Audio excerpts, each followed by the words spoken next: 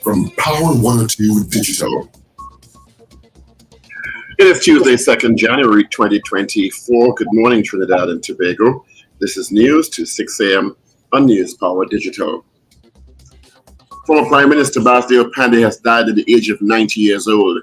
Confirmation of this from his daughter Makila Panday, who posted to her Facebook page, "With deep sorrow, we would like to share that our loving husband and father, Basdeo Panday, has passed away on January 1st, 2024, surrounded by his family. In life and death, he was a fighter.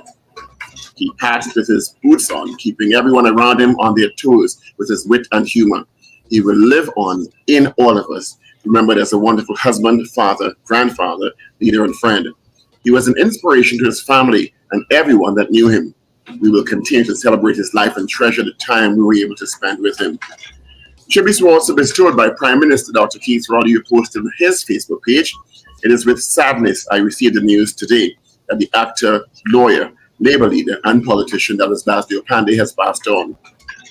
This is a man, a citizen, whose impact was felt at every step of the way. He made his mark so indelibly on the people of our nation, having served the nation for so long and in so many ways." And leader of the opposition, Mrs. Kamala Prasad-Bissessa, also paid tribute, saying, "I am saddened that Mr. Panday has passed away. I will always love him and be grateful he was a significant influence in my life. He was a great leader and spent most of his years helping the oppressed and the poor." And Her Excellency, the President, Christine Kangal, also offered condolences to the family and friends, all those who mourning his death, saying she was deeply saddened at Panday's passing. The President said, "Union leader, politician, statesman, husband, and father, Mr. Panday, though diminutive in stature, was a giant of the man who led his country with passion and compassion." Trinidad and Tobago recorded 576 murders in 2023. This down from 605 in 2022. The update contained in a New Year's message from Police Commissioner Earl Harewood Christopher. It is a 5% decline in murders. However, the Commissioner is not satisfied with that drop. She promised the TTPS will not be complacent with the limited progress and promised to develop more innovative strategies in 2024.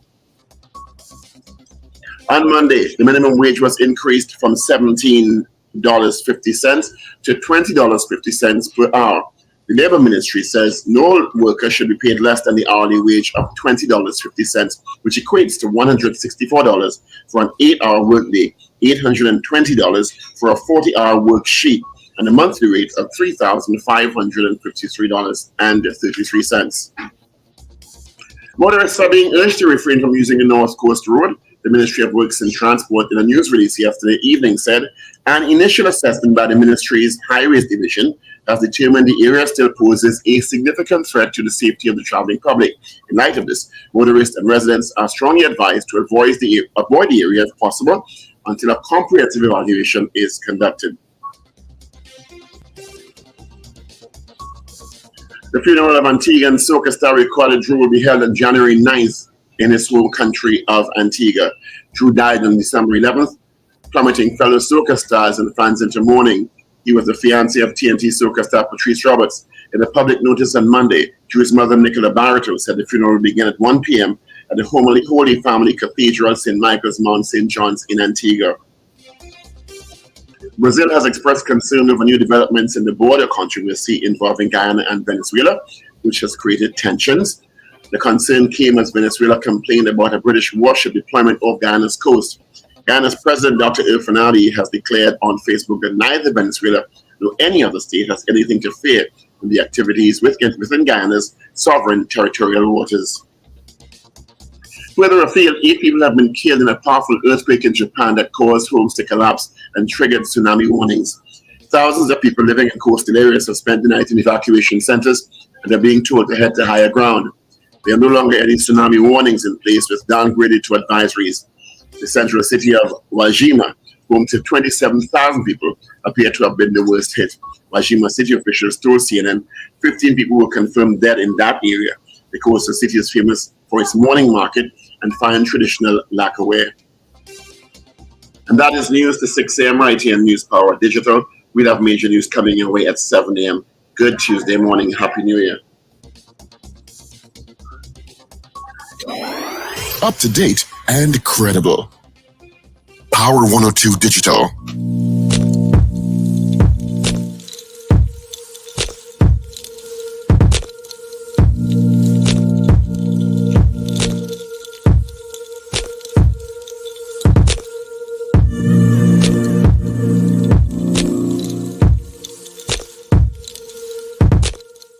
weekend, broke in the new year with family and friends and had a safe one. Good morning to you. Thank you so much.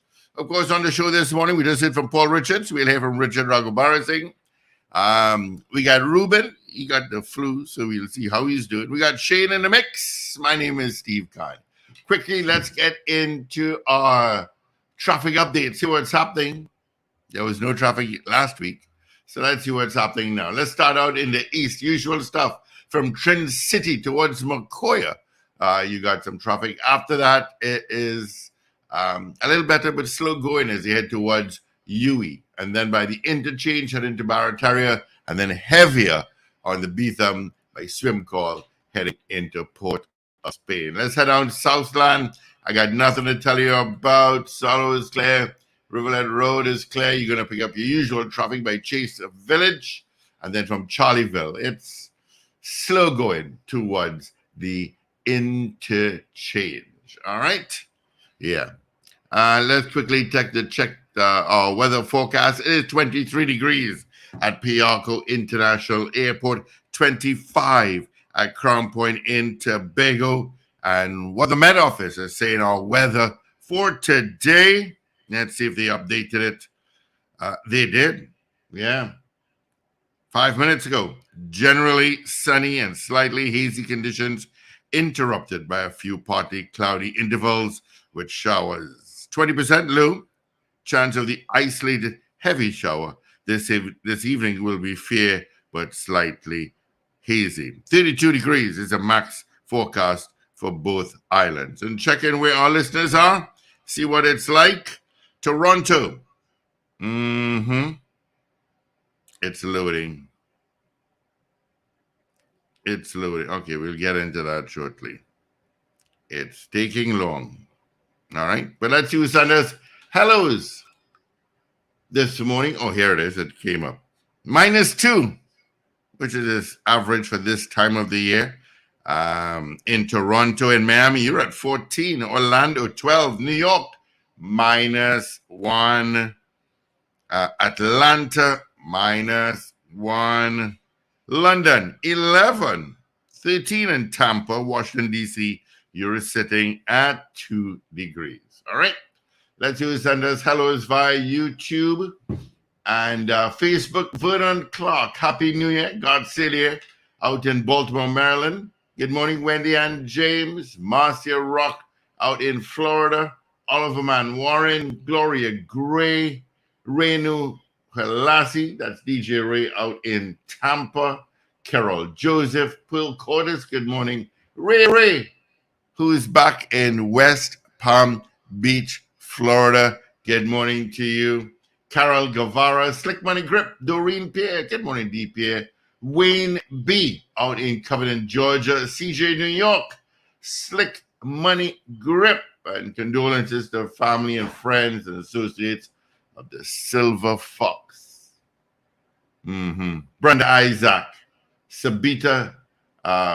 Good morning to you. Boy Bedesi. Kazi Mohammed. Wow, a lot of messages. Romantic, passionate lover, good morning. Trinidad Margot, Edwin Marshall. And good morning, Zena. Feel better soon. All right, Zena has the flu. Okay. Good morning as well. Ooh, a lot of messages. Sankofa, good morning. Michael out in London. Sunny San Fernando, good morning. Dan Raj, Val, good morning to you all on WhatsApp. All right, you can send us a message on WhatsApp at 3181021. Good morning, Pablo, and all the best for 2024. Good morning, Steve. Good morning, everyone. Happy New Year to everyone. All the best for a bright, prosperous, healthy, safe 2024. Yeah, for sure, huh? What's happening? Well, interesting start to the year. Condolences to the family of Basdeo Panday, the Silver Fox. A giant of a politician, a father, a friend, a colleague, who passed away on January 1st, yesterday, as indicated by his daughter, Makila Panday. Condolences to Mrs. Uma Panday, his wife, his daughters, Makila and Vishala, and the rest of the family, and of course his colleagues in the United National Congress. Mr. Panday was a former prime minister, trade unionist, and lawyer, actor. He was one of the most colorful characters ever to pass through politics in Trinidad and Tobago, an indelible mark on the development of this country. So he will really, really be missed. Yeah. And it follows the passing of Hochai Charles in Tobago on Sunday. Yeah. Over the weekend. So condolences to the family of Hochai Charles, also two back-to-back to end and start the year. So kidding. But I remember that on the 11th of December, I did get a message from someone I know saying that Mr. Panday went into a private hospital in San Fernando with breathing problems. So I did reach out to Michaela Panday on that, but she did not give me any information. And then we heard that he flew out to the US, and then we got this news yesterday. But I heard he was on a ventilator and then has come off the ventilator successfully. Yeah, he had breathing problems here. Yeah. And then he unfortunately subsequently passed away. So at 90 years old. Tributes already have come in immediately from Prime Minister Dr. Keith Rowley, who said Mr. Panday was a patriot and somebody who contributed significantly to this country. He said, quote, "It is with sadness I received the news today that the actor, lawyer, labor leader, and politician that was Basdeo Panday has passed on." Dr. Rowley said, "This is a man, a citizen whose impact was felt at every step of the way. He made his mark so indelibly on the people of our nation, having served the nation for so long in so many different ways. With such resolve and panache, he can only be recognized as a true believer in this nation and its potential." Please send condolences. Also, Mrs. Kamala Prasad Bisesa, the leader of the opposition, said, "I'm saddened that Mr. Panday has passed on. I will always love him and be grateful. He was a significant influence in my life. He was a great leader and spent most years of his life helping the oppressed and poor. Mr. Panday will always be remembered with love, adoration by all of us whose lives he touched." And also the president, Christine Kangaloo, offered condolences to the family and said she was saddened by Mr. Panday's passing. So condolences to, again, the Panday family and the wider national community, because he was deeply loved and respected. Even with people who had differences in political affiliation, loved and respected Mr. Panday. He was, in his later years, turned into quite the statesman and was always a theatrical character in and out of Parliament. Yeah. Yeah. So those, he had so many lines. Too shocking. Politics has a morality of its own. Is one of them that is memorable. So, good morning, Zena. I heard you're not feeling well. Well, yeah, that's what CJ is saying. Feel better, Zena. What do you give Zena, Paul? Probably what I didn't give her. Oh, jeez, I'm not even going there. Probably what I didn't give her. Anyway, so those are the two bits of sad news. Yeah. Zena, there's that flu that I had a couple of weeks ago. It's horrible. It takes about 2 weeks, but you really need to take your meds and rest. But Alfred is really down with it. Yeah, it's horrible. It knocks you. I mean, when you think you get a little energy and you're good to go, poof, it's gone in no time. So you gotta be careful out there. There's a terrible flu going around. It's convalescing. Yeah, you have the mask up for sure. You have to. Well, yeah, or you have to stay home. Yeah. You actually should stay home so not to expose anybody else. So those were the big stories in the weekend. And of course, the earthquake in Japan, where about 16 people are now confirmed dead.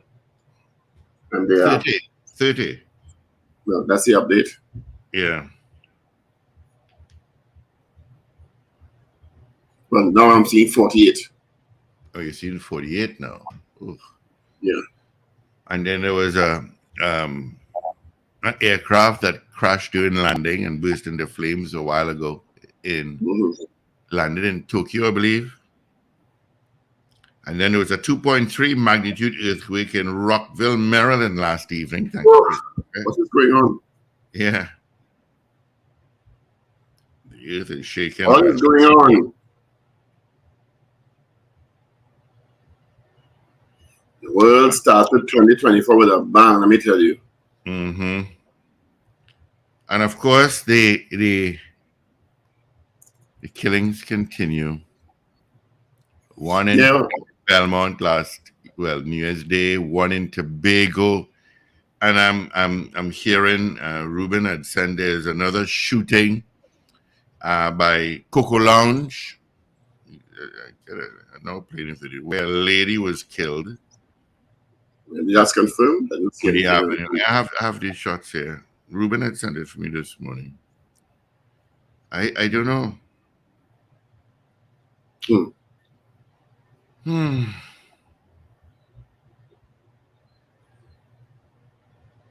Never a dull moment. Yeah. On the avenue again. Avenue again is rough, you know. It's rough.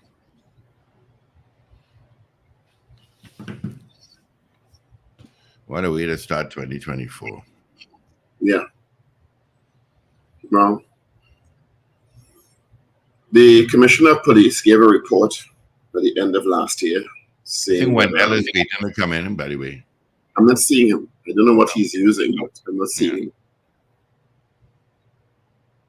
You know, he had the same issue last week. I don't know what device he's using, but I'm not seeing him. I think he's on his phone. Well, maybe he needs to use a different browser because I'm not seeing him.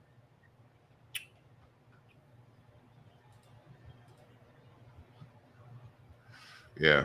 Okay. Yeah.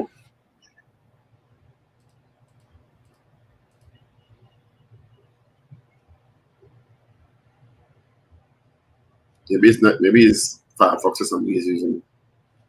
Yeah, you have to. I use Chrome. So. Yeah, the Commissioner of Police said that Trinidad and Tobago recorded 576 murders in 2023, down from 605 in 2022. She said this is a 5% decline, but she's not satisfied with that drop. You know, I'm not sure that this 5% decline is due to any effort of the TTPS. It must be just the bandits that defeat to kill as much people. Or the criminals, let me say. You understand? This is the, from my understanding, the second highest murder rate in the history of the country under this police commissioner. So I don't know that the efforts of the police service will be responsible for this so-called 5% decline. And then there are so many missing people that you don't even know if the missing people may be dead and cross 605. So good morning, Wendell. Happy New Year. Yeah. Morning, guys. Happy New Year to you all. And Happy New Year. Happy New Year to our listeners and viewers. You'll have to forgive me for no camera and every now. I think I don't get the cool. And I think I'm getting this whatever you all were speaking about. Oh, because my body is in pain. Yep. There you go. That's how I was. And I've got an excruciating headache. Yeah. Well, I didn't get it. Yeah, I got it. I've been taking medication like I don't know. You need rest. I feel a overtake because I didn't sleep either. Yeah, you know? Don't over medicate, but the key to that is just you need to rest. Yeah. So that's what you need to do. Certainly. So my apologies to the listeners and viewers this morning. But every now and then I'm coughing and well, my camera is off for obvious reasons. I am using my phone also. So good morning. You're back. Yes, I came in over the last couple of days. And that's why I think the sudden change back in the weather too messed me up bad. Because Atlanta and Houston is colder than I expected it. You know, so I think that messed me up. And I wasn't prepared for that kind of coldness. I didn't go with clothes to match that level of coldness. You know? So yeah. Anyway. We back we here in the land of the living. I would have heard the condolences to Basdeo Panday, whom I met on a few occasions, and I'll give a quick little story if you don't mind. Um, when I went into local government in 1999, Basdeo Panday was the prime minister, and so I entered in during a time when the UNC was in power. But more distinctly, I was a supplier of ice cream to the prime minister's residence. Right, I had an ice cream business, and I used to supply ice cream to the prime minister's residence prior to Basdeo Panday becoming prime minister. And during the time he was prime minister, myself, Terry Rondon, was also a supplier to the prime minister's residence. He supplied tents and tables and chairs and so on. And during that campaign of 1999, Terry and I were a little apprehensive, naturally, because we are PNM candidates supplying the prime minister's residence under Basdeo Panday. But Terry, I think, made an error one day and went up there at the residence to deliver stuff in a PNM jersey, right? And someone saw him and drew it to the attention of the prime minister, right? Because they wanted Terry to be removed. And Basdeo Panday said, no. He said, no, leave them right there. They have been doing a good job long before we came here. And they have been doing an excellent job since we're here. So leave them alone. So that's one of the stories I have to give about Basdeo Panday. And they always invited me to the Christmas party. And boy, he used to have a ball. Basdeo Panday could have a ball. And that was, of course, when the cameras and everything leave, right? He would really have a good time, you know? And he was always approachable. And he always approached people. You know, he wasn't one of those prime ministers that had people blocking him and protect him and so on. He was always very approachable, you know? So, I mean, he got himself in a lot of hot water after with the airport scandal and so on, you know? But, you know, all those things are part, I guess, of the politics. But he will be missed. So Michaela, good morning. We would have interviewed Michaela also at the studio a few times. You know, so condolences to you and Mrs. Panday and the rest of the family. Right?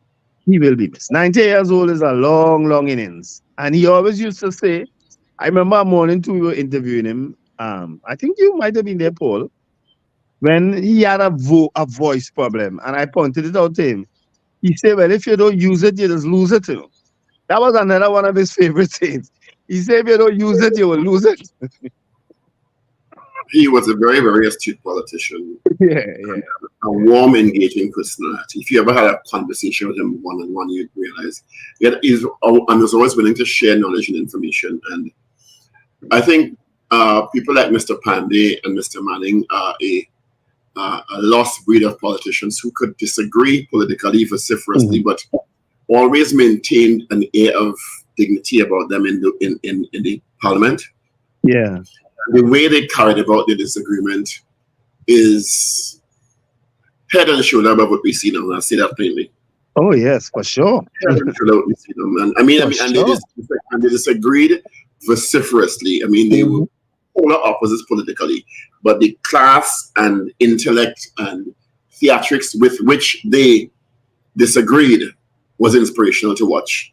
Yes, you're absolutely right. It's not like you see now people shouting all kind of obscenities across the floor, and it was political disagreement. It wasn't hate and vitriol, which is what we see very often now.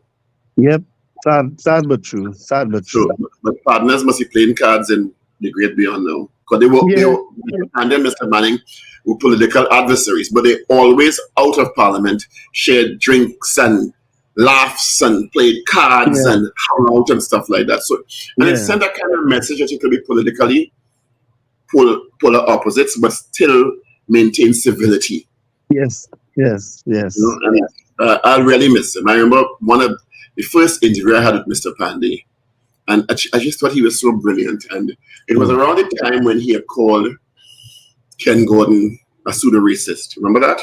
Yes. And we had booked the interview. I was on 96.1 at the time, at a Sunday morning interview show. And we had booked him, and he didn't cancel the interview. It was the height of the controversy. So he came to the interview. It was 10 o'clock on Sunday morning. And we're going down and saying, you know, we holding him to account. And, you know, and at one point, I said, but you did call him a pseudo-racist. Don't you think that's wrong? A pseudo-racist is still calling him a racist. Do you have evidence of that? I said, you're not turning and going down with him, eh? I said, if you think you called him a pseudo-racist and it's wrong, I think Mr. Gordon had sued him, if I'm not mistaken. Yes, he was sued. And he stopped. He said, you know what? You're right. But before I answer that question, publicly, can I tell you something? I said, yes, Mr. Prime Minister. He was Prime Minister at the time. Mm. He says, has anyone ever told you you're a very, very handsome man? Out of left wing, totally unrelated. And he totally threw me. I mean, I was totally thrown. Yeah. So he's good. He's good at telling untruths all home. He's very good. He's a politician, eh? He's a politician.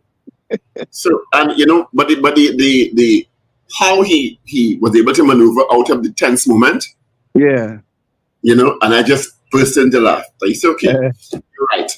I was wrong. And he just moved on. I said I was wrong. You happy now? And he moved on. And he totally reduced the moment I was trying to create. Right. That's how brilliant a politician he was. Mm. And then then as you said, yes, he became the first Hindu prime minister of the country, if I'm not mistaken. Yes, and, he was. He had won over Patrick Manning at the time. Mm-hmm. And the airport scandal really took him out of power. Yes. Because then actually Ramesh Maraj raised a lot of issues with it. And they weren't heeded. And the rest is history. Yeah. And that's what we see now. And it cost him the prime minister's chair. And shortly after that, he continued. Mr. Manning got back into power. And then his political fortunes changed hands when Mrs. Pasabi Sessa challenged him for the leadership of the UNC and won. Yep. And then Mr. Manning... he doesn't consider it that way, right? Up to the other day. I mean, if you read what Michaela had said the other day, about a couple of weeks ago, they still don't consider that Mrs. Pasabi Sessa won any election. They're going down with the notion that the elections were stolen. You understand? Okay, let me rephrase that. Pasabi Sessa became the leader of the opposition. However it happened, I don't know. Yeah. No, I'm just saying they have maintained that. Basdeo maintained that. They have. Yeah. And Michaela certainly maintained it. Yeah. Right. And but she became leader of the opposition. Mr. Manning called us an election. Mrs. Pasabi Sessa formed a coalition, a hurried coalition, and the People's Partnership was born, and the rest is history as of 2010 to 2015. And Mr. Panday, it took him a while to get over that situation, I remember comments like she said, Mrs. Pasabi Sessa said, he's my mentor, and then he said, well, I must have done a real terrible job. He was so witty, He was so witty. He was so, I think it's his theatrical background. He was so witty, and he will certainly be missed, The last time I saw him and spoke to him was at Her Excellency President Kangaloo's inauguration. And he literally stole the show. Right. I remember all those pictures came out. Auditorium, I mean, Prime Minister Rowley, everyone, wherever Mr. Panday went, the crowds and the cameras went, he just stole the show. Yeah. But I mean, from a labor leader in the days to forming parts of political parties to being the founding father of the UNC to becoming prime minister, you think he hadn't done to become president? True. Yeah, that's the only accolade. But I mean, clearly a love father and husband. And I know this is a terrible blow to the family, because I mean, you saw the closeness between himself and his wife Uma and his daughters. So I don't know if he qualifies for a state funeral, but I certainly hope he's afforded a state funeral. Well, certainly a state assisted, but he should, because as a former prime minister, he should. Not necessarily. The doctor William got a state funeral, right? Yeah. Well, then he should. Well, then he should. Who is that you ask about? Dr. Williams. Well, Dr. Williams died in office, eh? Yeah, that's true. George Chambers, I don't think he did one. I think the only other comparison is Mr. Robinson. Mr. Robinson was president, which is head of state. Yeah, yeah. So, but I think that could be our question this morning: if Mr. Panday should be afforded a state funeral, which I think he should be, given his contribution to the. Yeah, I think Mr. Panday deserves a state funeral in Trinidad and Tobago. Yeah, you know, and that could be our poll question this morning. No problem. I had at least 10 interviews with Mr. Panday, the most recent being about a year ago. And he would always accommodate you. You mightn't get an interview on the day, but you go down to his office in Central, and he's always on time. He always treated you well. He's such an approachable, genuine person. So, I mean, I'm going to really miss Mr. Panday. Yeah, he certainly was. He certainly was. I mean, cricket. This issue of the shooting on the avenue again. For goodness sake. A tired talk now.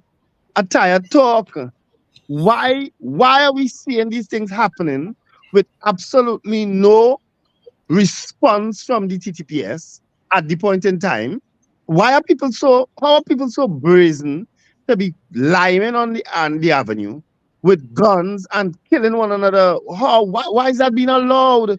Look, I don't know if you all pass and see the avenue lately, right? The avenue is a joy to behold. It is absolutely beautiful in terms of the infrastructure and the decor and so on.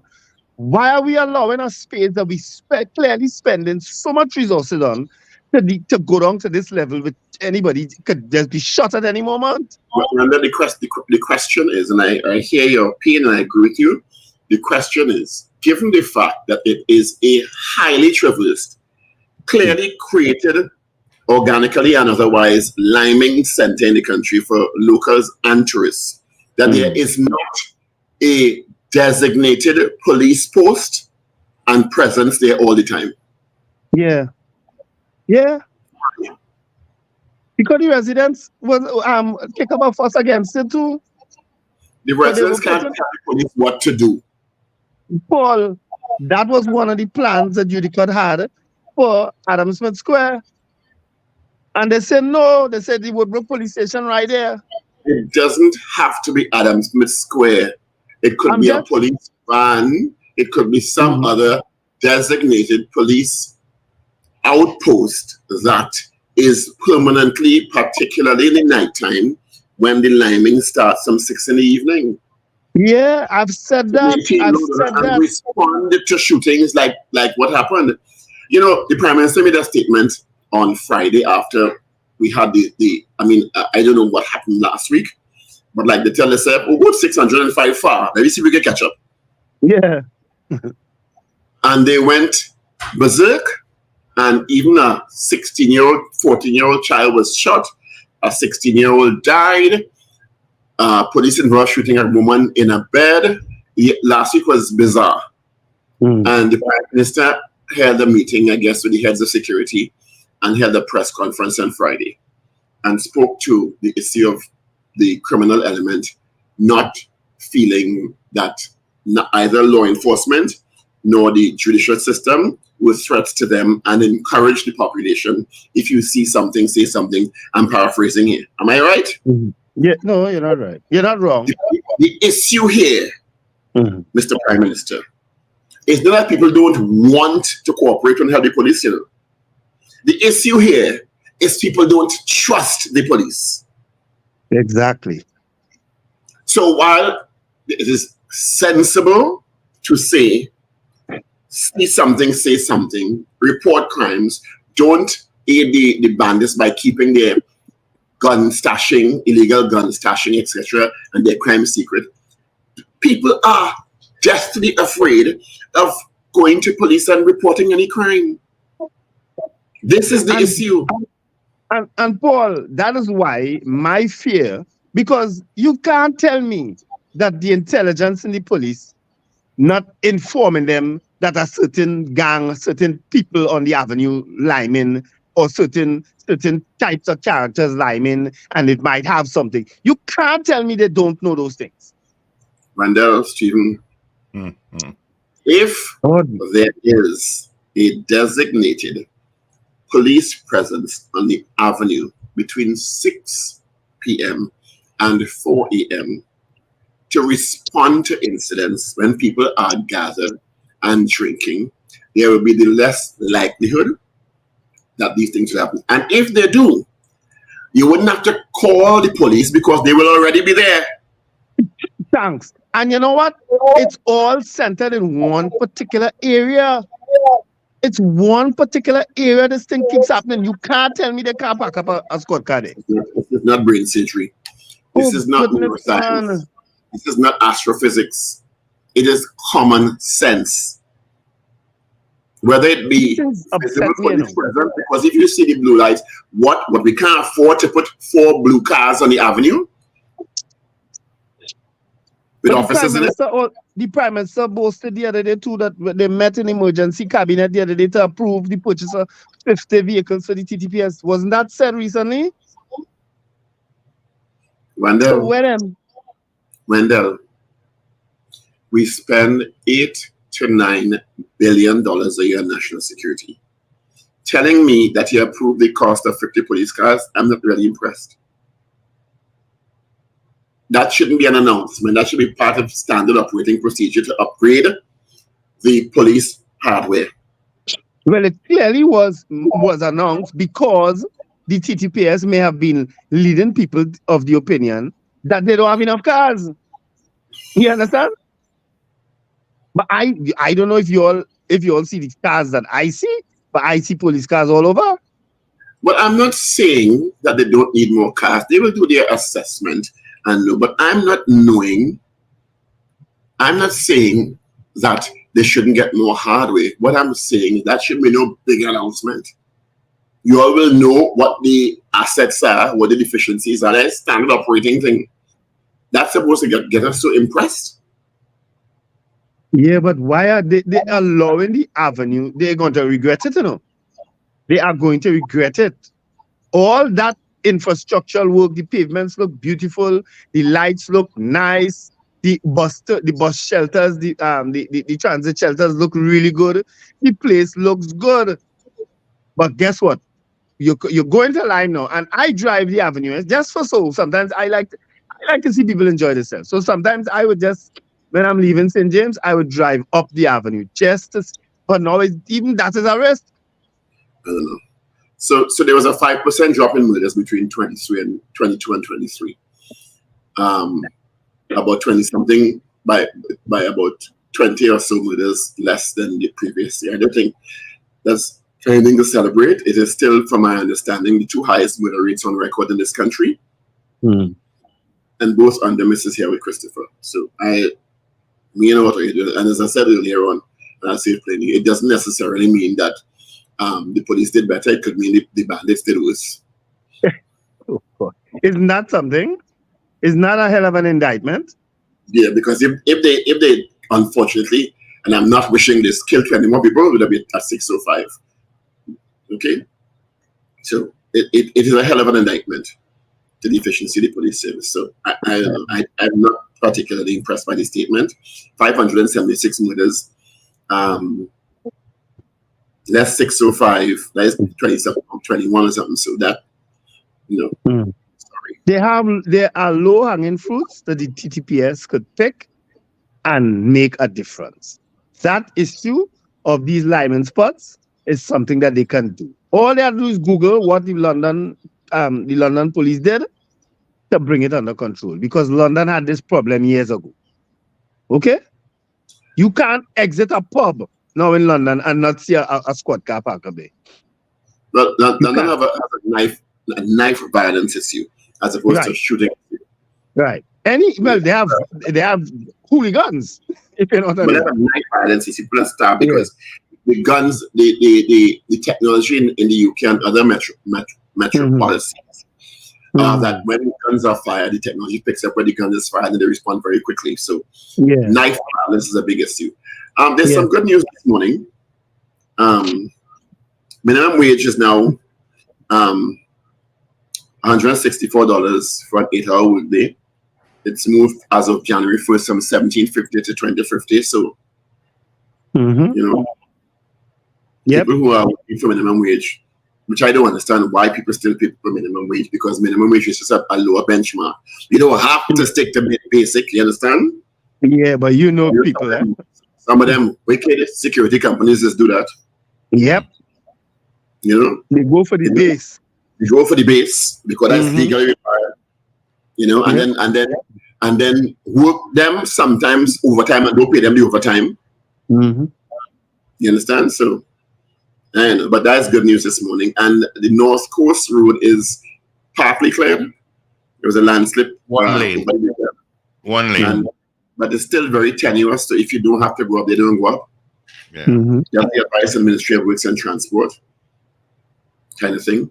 All right. Wait, Raghubar Singh, drink out. I know what I'm saying. You ask your answers, man. I don't know. Maybe you know him better than I do. I'm asking you because you went Soca and Mocha yesterday. I was supposed to go, but I really wasn't feeling well at all. Yeah. Maybe Paul, you pull up the papers by the time. And I will seek to do same. So, let's start with the Express. Bullets for woman in Woodbrook attack. That's the incident we were talking about. Oh, it's in the papers already? Oh, it's online. Yeah. Former Prime Minister Basdeo Panday dies at the age of 90. Condolences from the Prime Minister, the leader of the opposition, and the President of the country. Man gunned down. There are 2 murders recorded as of yesterday. One in Belmont and one in Tobago. And now we're hearing about the shooting in Woodbrook last night. Erla takes credit for 5% drop in murders. That'll be the question tomorrow.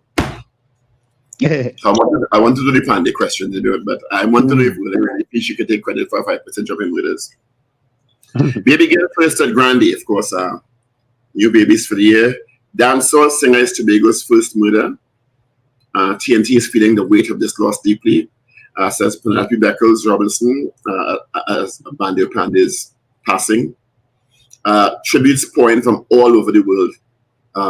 And of course, Hochrai Charles also passed over the weekend. Condolences to his family and colleagues also in Tobago and the wider national community. Let's move now to the news day. It's the 2nd of January, by the way. Archbishop Trinidad Tobago needs more blessings. 2 killed, boy 3 escapes in St. Augustine shooting. Fire at San Fernando landfill. Ricardo Drew funeral set for January 9th in Antigua, his mother posted. And Raghubar gave me attitude. You just pop up good morning. If you see attitude, and he late.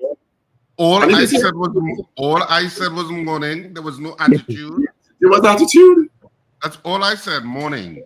Okay. I don't even know where I was before it was Easter. Anyway, yes. Police arrest soldier. Public police for regulations of several pets missing after fireworks. Fire at San Fernando landfill. Ricardo Drew's funeral set for January 9th in Antigua. His mother, Nicola Barto, posted yesterday.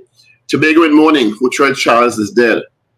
COP unsatisfied by 5% murder rate decrease in 2023. Ex-Prime Minister Basdeo Panday dies at 90. Men gunned down in Belmont and Tobago on first day of 2024. And UWI student who died in bizarre circumstances later. That's a very bizarre story indeed. Very, very bizarre story about demonic possession and stuff like that. Yeah, I saw that. Very, very weird. Let's go to The Guardian now. First babies born at multiple San Grande. TNT's 5th Prime Minister and first of East Indian descent, Basdeo Panday, has died. President, PM, and opposition leader remember Basdeo Panday. NIBTT to have phased reopening after ransomware attack. Corruption robbing children of their birthright. 2024 starts with murders in Tobago and Belmont. And Erla says, help us save lives. So those are trending stories in your Express, Guardian, and Newsday for today, the 2nd of January, 2024. Happy New Year to you all. All the best for health, strength, safety, prosperity, and joy.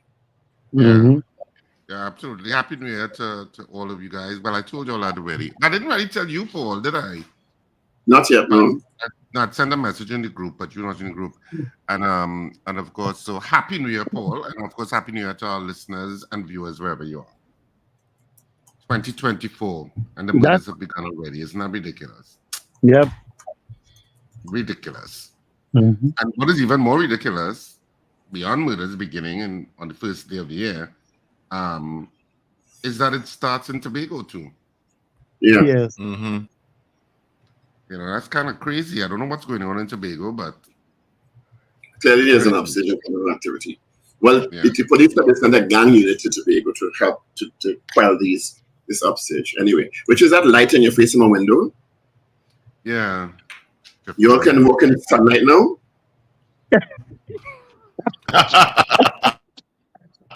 You realize that you're upgraded technology in that world. You're not Richard, send it for me now, because I know you want to let it down. Send it for me now. Send the curse for me now. I'm saying, but he's not sunlight and spacing that winner. Anyway, our question this morning, which we agreed on before Mr. Ragubar, saying, Happy New Year, Richard. I didn't respond. And all the best for health, happiness, strength, and all that good stuff. Should Basdeo Panday be afforded a state funeral? Okay.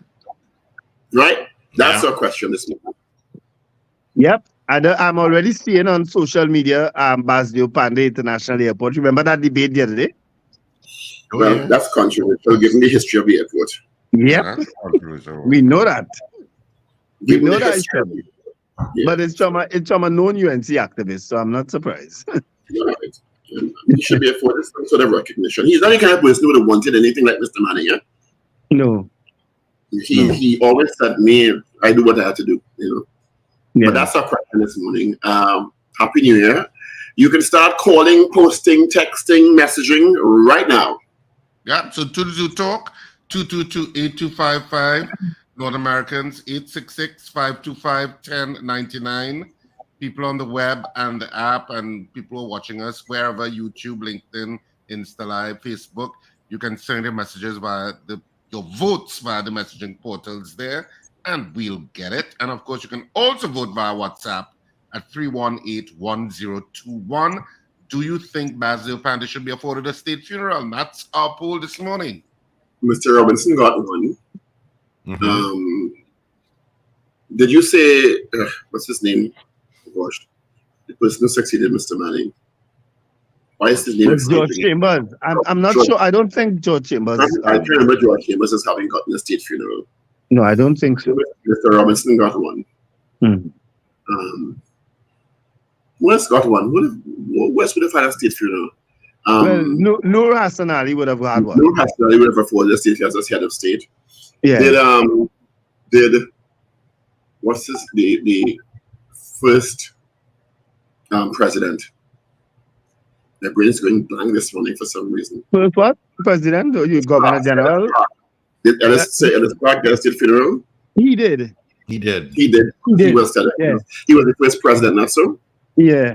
He was from Governor General to president. Yeah, president. So he would have been afforded a state funeral. But Mr. Panday was the president and he wasn't didn't die in office. But I think he should get a state funeral. You know, if I remember carefully, there an image of Mrs. Prasad Bisesa and Dr. Rowley walking through the streets, I think, for Sir Ellis Clark's funeral. I think I remember a video like that circulating. Because I think they walked through the streets. Was it? No, it wasn't Mr. Robinson's. I think it was Sir Ellis Clark's funeral. All right. Well, gentlemen, we have a lot of votes coming in, a lot of calls coming in, so let's get straight into it. Good morning, caller. Which are you taking note? Richard. Yeah, I can. Happy New Year to the crew. Thank you. All the best. Same to you. Yes, he should be afforded a state funeral. He has been in public life for decades. Thank you. Good morning. Good morning, caller. Good morning. All the best for 2024, gentlemen. Same to you. I definitely support a state funeral for Mr. Panday. All right. Lincoln, how you singing like how I feeling so, boy? Yeah. It has some kind of cold going around. Yeah, that it's have bad. Oh, It's bad. any Thanks, news Lincoln. and all kind of craziness. All right. Please. Thank you. Good morning, caller. Good morning, gentlemen. Compliments of the season. My answer is yes, Sandy Grandy. Thank you, Grandy. All the best to you. Wayne B says yes. Vaughn Drayton, yes. Michael Robinson, yes. Slick Money Grip, oh yes, 100% for the Silver Fox. Guy Small, yes to the poll. Marcia Rock says yes. Mrs. R, yes. Josie Richardson, yes. DJ Ray, yes. Ish out in Malik, yes. Rena Boodoo Jennings. Okay. Keith Clark says yes. Richard Duku, yes. Carol Guevara, oh yes, definitely. What says you, caller? Hi, morning, Steve. Morning. Thanks for what you call my answer, but I'm not good feeling sick. But definitely yes. Morning, happy New Year to all of you. All. Thank you so much. Morning, Mrs. R. All right, we got her vote already. DJ Ray says yes. Donna Clark, yes. Julia S. Batiste, yes. Trini in Boston, happy New Year to you as well. Yes to the poll. Sherwin Kerr says yes. CJ New York, yes. Yvette says yes. Gloria Gray, yes. Boy says yes. Romantic, passionate lover says definitely yes. John, KW John says good morning, yes. Jerron Joseph on WhatsApp says yes. Chris Toussaint says yes. Miss Sampson says no. Dan Rad says I don't think he want that. Is that a no? Cynthia, I guess it's a no. He didn't say yes or no. He just said don't think. Yeah. Cynthia said yes. Lorna, morning, Lorna. Indian Kali, happy New Year to you guys as well. Yes, absolutely. Sunny, San Fernando says yes to the poll. Sankofa says yes. What says you, caller? Yeah, good morning. Happy New Year to the crew there. Same to you. I said yes. Yes. All right, thank you. That doesn't sound like Louis sing so. No. Tony from San Fernando, resounding yes. Trevor Arima says yes. Mo Gaines says hell yes to the poll. Thank you, Mo Gaines. CPT Singh says no to state funeral. Maria Celia says yes. Bill Corder says yes.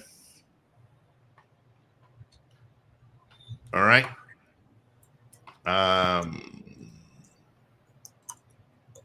Michael out in London says yes.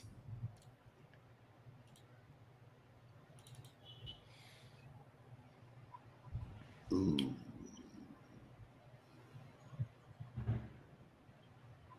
Basdeo Panday. He's also done some acting, which is maybe a little known fact to some people about Basdeo Panday. And actually, when I'd written a play called The Stranger, which was an older retired principal living with his daughter in a remote farm in Wallerfield. That's where it was set. And a younger man comes to visit the farm. I had asked. Yeah. I'd actually asked Basdeo Panday. I spoke to him about doing the part. There was after he was prime minister and stuff, and he had read the script and stuff, and he was just like, Richard, I don't know if I could stand up in front of an audience again and all those lines. No? Let's grab this call. Good morning, caller. gentlemen. Happy New Year. I see, yes, as being a former Prime Minister. CJ, tell out my business, say boy. Well, Morning, darling. yes, I heard what I didn't give me. Yeah, well, you didn't want it. Yeah, you make style with your stuff. That way you get it cold. You didn't get the heat. If you don't get the heat, you'll get the cold, you know. Oh, go on, this my start. You gotta get the heat to not get the cold. Oh, good morning. You know your fireplace is down quick. All right. CJ, thanks for the greetings here. All right. Thank you so much. Captain Ron says yes. Thank you, Captain Ron. Captain Ron, I have one serious email to send to United Airlines. Oh, boy. And I already made the complaint and they tell me what to do. I made an official complaint that they counter in Atlanta. Not Atlanta. Where did I make that complaint? In Houston. In Houston. Could you all people not call me on your WhatsApp? I cannot answer the call. Thank you. Yeah, people do that, eh? You can vote on the WhatsApp line. You can send a message. You can mute phone, right, Steve? Yeah, Yeah, so I 318. It's a phone I don't know how to work. Yeah, 318-1021. You have it in the studio. Just send your vote via WhatsApp. Don't so send it via WhatsApp. Don't call. So 318-1021. Our poll this morning: do you think Basdeo Panday should be afforded a state funeral? Yeah. All right. Let me just double check that I have no more votes before I go into my major news.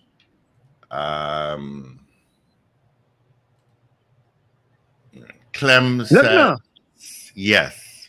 All right. There must be. Even if they can't ban it, there must be a cutoff time for using fireworks. There must be.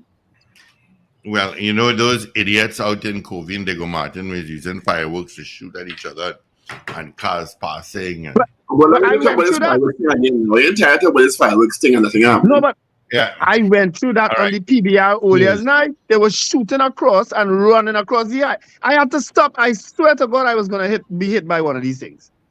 The powers that be have no problem with the fireworks. So let's stop talking about it. No. We ain't stopping until it fixed. There's important. You can't pass them through customs in your carry-on luggage. Somebody getting the permits to import them, so the powers that be are happy with the fireworks. Let's stop talking about it. Yeah. It's warfare being used for now. I got to run into news, gentlemen. Derek Tomasa says yes. Esther Adams says yes. Ingrid Adams says yes. And I think I have one more on WhatsApp here. Kenwin says yes. All right, let's get into our major news. With Paul starts right now on the second day of January. This is your news bulletin from Power 102 Digital. It is Tuesday, the second day of January 2024. Good morning, Trinidad and Tobago. This is news to 7 a.m. at News Power Digital. Former Prime Minister Basdeo Panday has died at the age of 90 years old. Confirmation of this from his daughter Makila Panday, who posted to her Facebook page, "With deep sorrow, we would like to share that our loving husband and father, Basdeo Panday, passed away on the 1st of January 2024, surrounded by his family. In life and death, he was a fighter. He passed with his boots on, keeping everyone around him on their toes with his wit and humor. He will live on in all of us, remembered as a wonderful husband, father, grandfather, leader, and friend. He was an inspiration to his family and everyone that knew him. We will continue to celebrate his life and treasure the time we were able to spend with him." And tributes were also bestowed by Prime Minister Dr. Keith Rowley, who posted to his page, "It is with sadness I received the news today that the actor, lawyer, labor leader, and politician that was Basdeo Panday has passed on. This is a man," Dr. Rowley said, "a citizen whose impact was felt at every step of the way as he made his mark so indelibly on the people of our nation, having served the nation for so long in so many different ways with such resolve and panache. He can only be recognized as a true believer in this nation and its potential. Now that he's no more, we are called not just to mourn, but to celebrate his life and endeavor to be worthy colleagues of his legacy. Dr. Rowley sent his condolences to Mr. Panday's family, friends, and colleagues. And leader of the opposition, Mrs. Kamala Prasad says to also pay tribute, saying, "I am saddened by Mr. Panday's passing. I will always love him and be grateful. He was a significant influence in my life. He was a great leader and spent most years of his life helping the oppressed and the poor."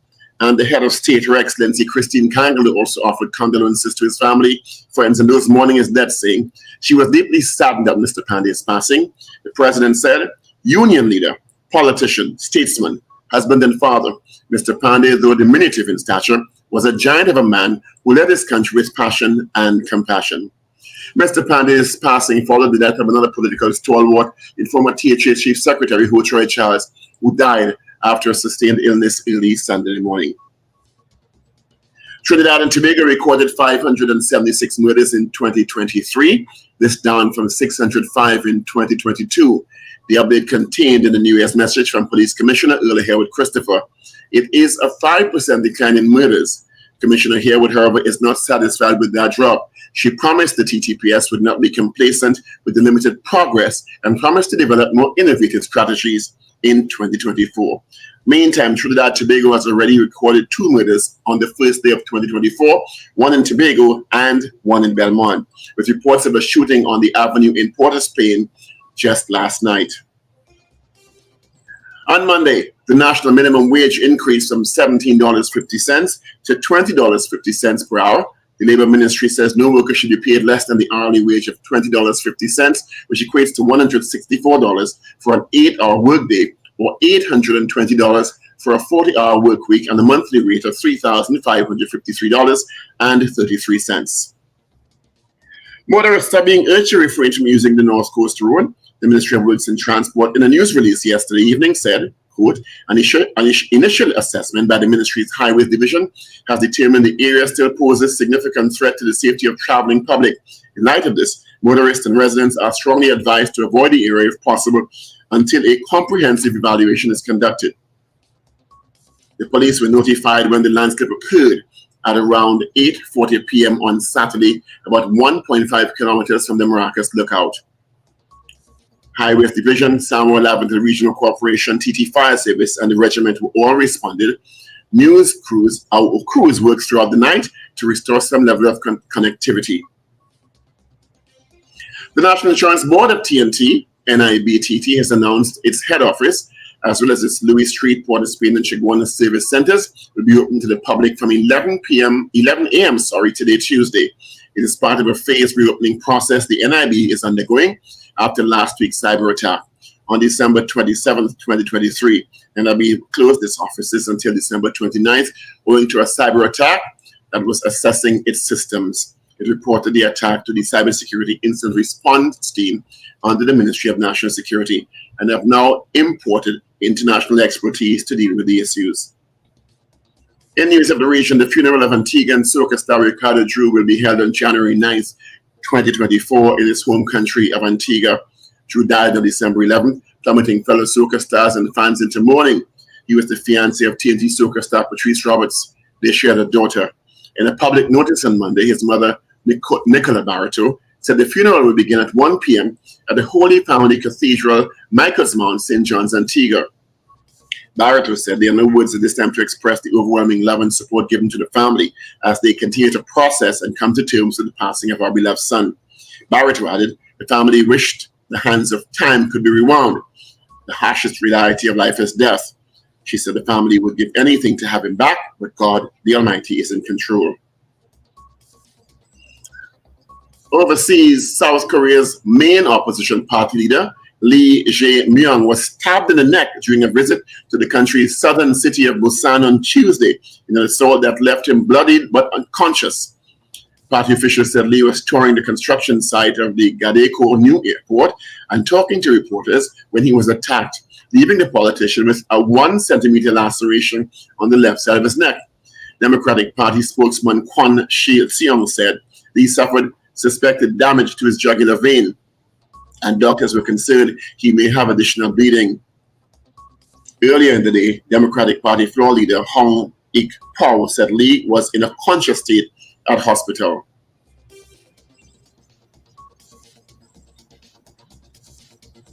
And finally, at least 48 people have now confirmed dead following the massive earthquake in Japan that triggered tsunami warnings, which have now been discontinued.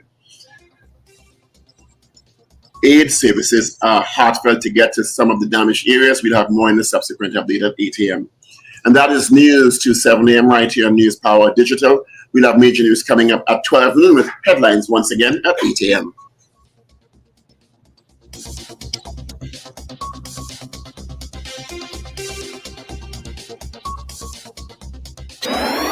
Up to date and credible. Power 102 Digital.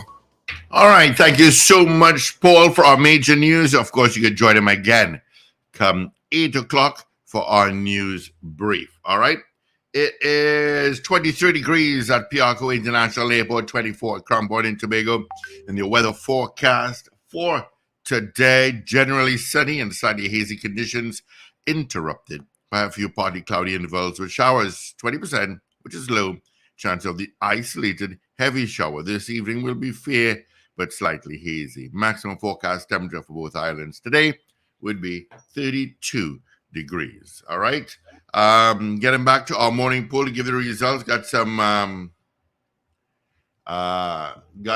coming up. So let's see. I have thank you guys. Small. I got Sexy San Fernando saying yes. I've got Dabity saying yes.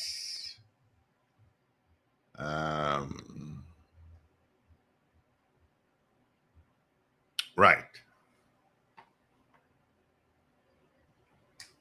That's it. So yeah. A lot of votes on this poll. Of course, our poll will stay up until tomorrow morning. Where we asked, do you think Basdeo Panday should be afforded a state funeral? Right, so our poll this morning, do you think Basdeo Panday should be afforded a state funeral?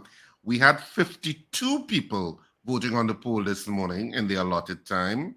And of the 52 people who voted this morning, 49 of you said yes, you do think Basdeo Panday should have a state funeral, and 3 of you said no.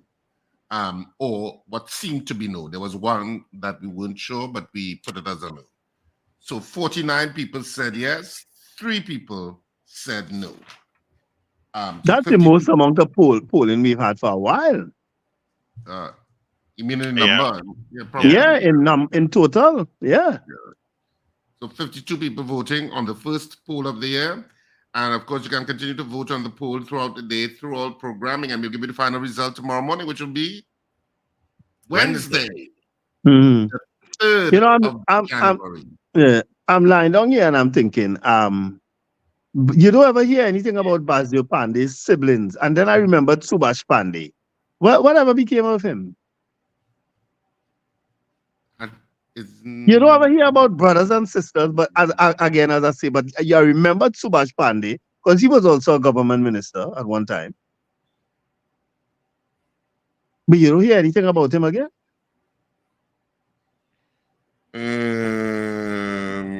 But my understanding is that he was also not well and was having some health issues. That's the last thing I heard, but he's stable. Okay. Yeah, he just dropped out of the limelight, and you just don't hear anything about him again. Yeah, you haven't heard about him in a little while. Mm-hmm. He's also an attorney. Mm-hmm. Yeah.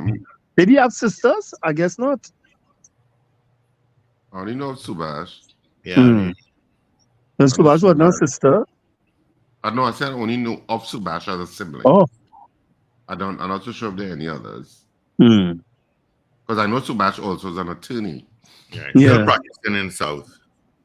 Yeah. All right. Trying to get some folks here for. And then it's 3 daughters, right? 3 or 4?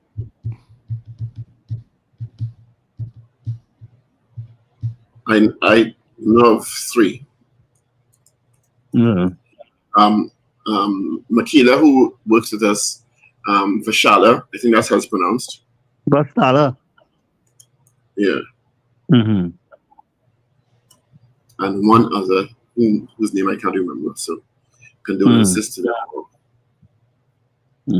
I'm sure somebody's busy sending it to my phone, but I'm using my phone, so I won't be able to see it. Yeah. All right. So, but Basdeo Panday was Hindu, right? So there's no quick burial requirement. I remember with Nur Hassan Ali, he had to be buried the next day, if not later, the same day. He had to be buried. He is actually buried in Mokorapo Cemetery, in Western Cemetery, up by Boys School there. Really? Okay. Yeah, he's buried right there. And there's a Muslim part of that cemetery. He's buried right there. Okay. And of course, we can't forget who Ray Charles, who also passed. Yes. Yeah. He was the first chief secretary, not so, of Tobago? Yes, I think so. Yeah.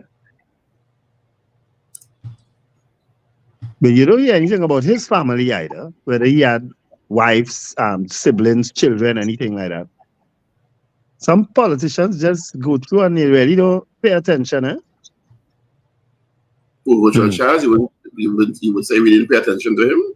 No, I'm just saying, in terms of familial connections, no, you generally don't pay much attention to some people's familial connections. You know? The family didn't time for the bacchanal. Once they're not tied up in bacchanal. Once the family are tied up in bacchanal. Yeah. You understand? Mm-hmm. Some families get tied up in bacchanal, but for the most part, I think people keep their families out of it for obvious reasons. Yeah. Right? I think Steve is trying to get some responses to Basdeo Panday's passing. Mm-hmm. Okay. Happy birthday, Devon Seal. Today is Devon Seal's birthday. Former Calypso monarch. And I think it's Ramon Guevara's birthday today too, Steve. And Saddam Hussein. Oh, Saddam, okay. Yeah.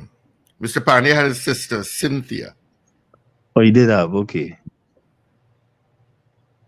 That was my mom's name. Really? Mm-hmm. Cynthia Walcott Stephen. Wow.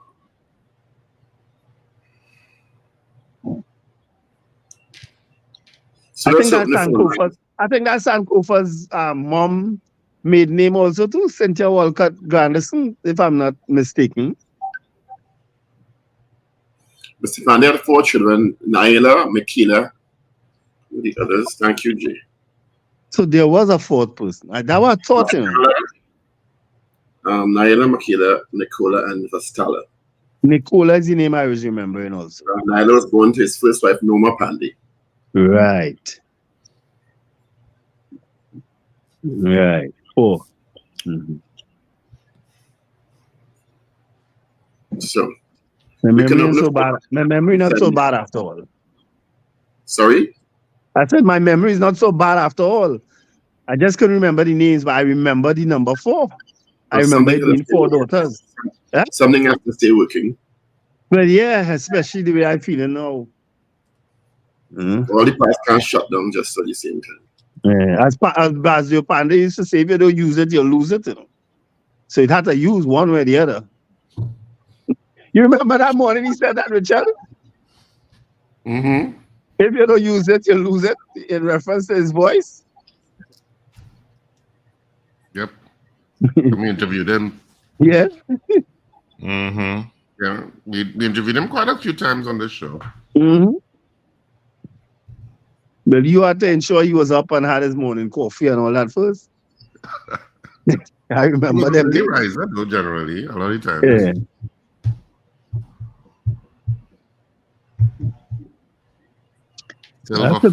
Nobody's answering their phones. Yeah.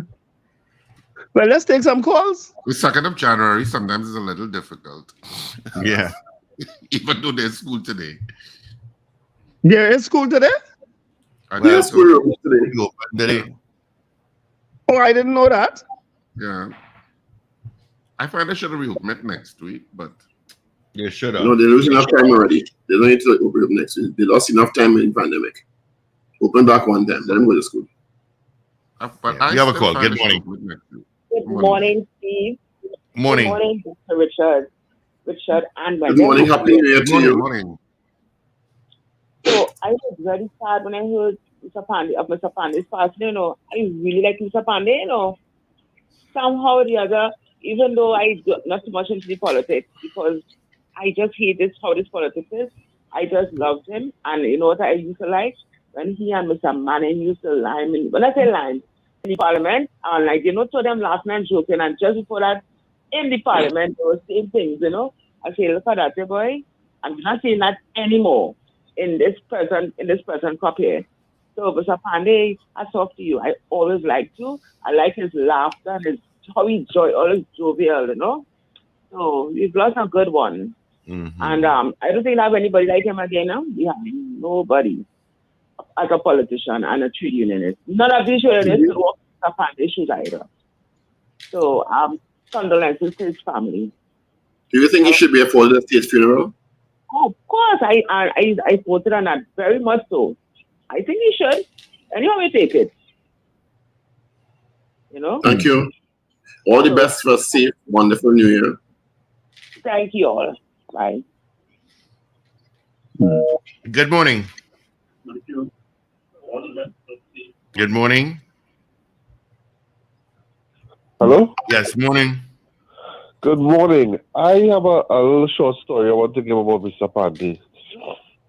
Well, you all know I was in the military, and we have a drill called a quarter guard on the morning. Every morning, the sitting prime minister leaves his office, you have to give him a quarter guard.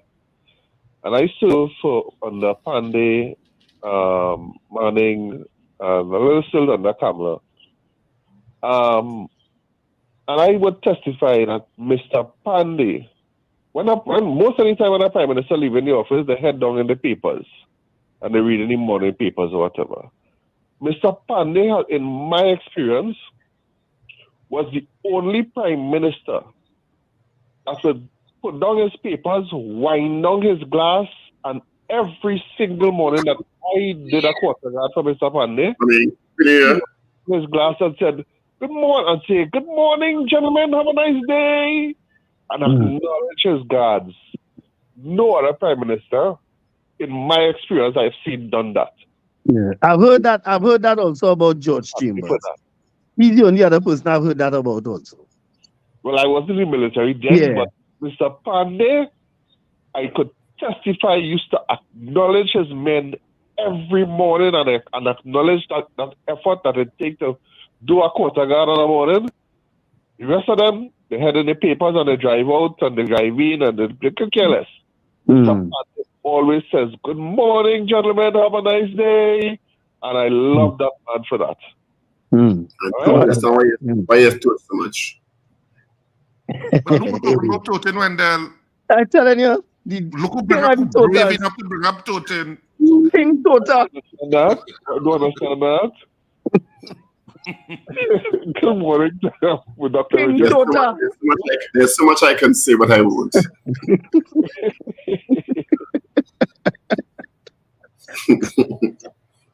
Katie. We have two Katies, Katie who's calling and Katie right there. King Tota. All right, thank you. Thanks for that. All right, gentlemen, I do have Dr. Rudal Munilal online. Good morning to you, Dr. Munilal. How are you? Good morning.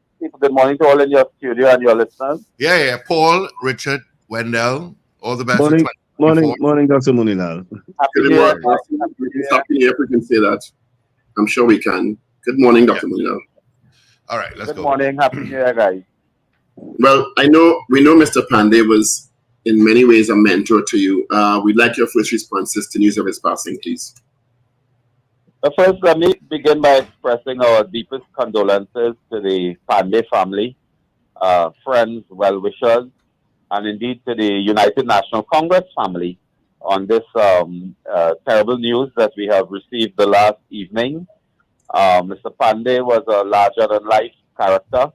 While we all knew this morning would come, you always felt that, in a sense, it would be delayed and it would not come because, as I said, as a larger-than-life character, you never thought of Trinidad and Tobago without Basdeo Panday in one way or another. So it's a difficult morning, but having said that, it was a great innings, a full life, and a life of great triumph, of great struggle, of great challenge, and a life, I think, worthy of living. Yeah. What do you think Mr. Panday would like to be? How do you think he'd like to be remembered, given his vast contribution in so many different areas, labor, politics, etc.? I met Mr. Panday in and around 1983 and formed a relationship with him, a working relationship and private relationship as well. And I think his work and his quest to develop Trinidad and Tobago, to remove workers, to remove employees, to remove the unemployed from poverty, I think that has been a defining objective of his life. And I think he would be remembered and would like to be remembered as someone who lifts persons out of poverty. He lifts the sugar workers out of poverty, lifts their children out of destitution. And I think that would be a defining achievement and something that we must remember and be remembered for generations to come. But as you would have said, you would have had a very personal relationship with him because he was a mentor of sorts to you, Dr. Munilal. What's the one thing that that struck you about him from a personal level that you'd care to share with us this morning? I think it's very, very deep and embracing and warm concern for people. I was making a point on another media station that, he had this life, he had almost like a double life. In the trade union, he was known as a rough and tough and very harsh and acidic type of speaker and personality. And later in life, when the former, capitalist enemies met him as captains of industry and so on, they were so charmed and so disarmed by him that he had this embracing personality. And he was so clear on his vision for national development that he never allowed, personality or his own hang-ups or his own view on someone to shape and to color his vision for the country. And I think that is an important characteristic of leadership. Without calling names, I can tell you that when he entered as Prime Minister in 1995, among the first visitors were former top essays, so to speak, of the Manning administration. And when they left his office, they were all smiling and laughing and happy. And they told me at a particular function that they never believed he would be so kind and so warm and so embracing. They thought they were going there for Mr. Panday, Prime Minister, to cost them. And he was completely the opposite. And I think that was an interesting anecdotal experience as well that we developed at that time. Apart from that, his sense of humor, Paul, is legendary.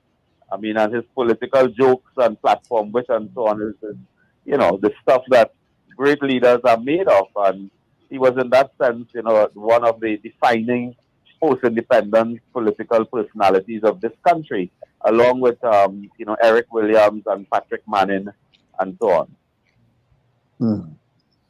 One of our callers mentioned about even though he and Basdeo Panday and Patrick Manning were on opposite sides of the political fence and they would trade barbs in Parliament, outside of Parliament, you could see them laughing and at points even liming together. And I think they were former schoolmates too. You can correct me if I'm wrong. And that they don't see that anymore. At least they don't get a sense of that anymore. In terms of the current. I would agree with that in the sense that today, politics is practiced regrettably in a way that is more antagonistic and less, collegial. There was a time in the country when Mr. Panday, as opposition leader, would be walking the corridor and talking to Eric Williams. And then there's a great photo, incidentally, of Mr. Panday and Eric Williams in the corridor of the Red House.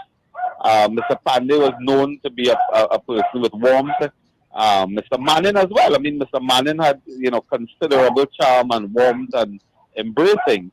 So it was the type of leadership of the day that created that environment for talk, for discussion, for compromise, for nation building and consensus building on policy and law.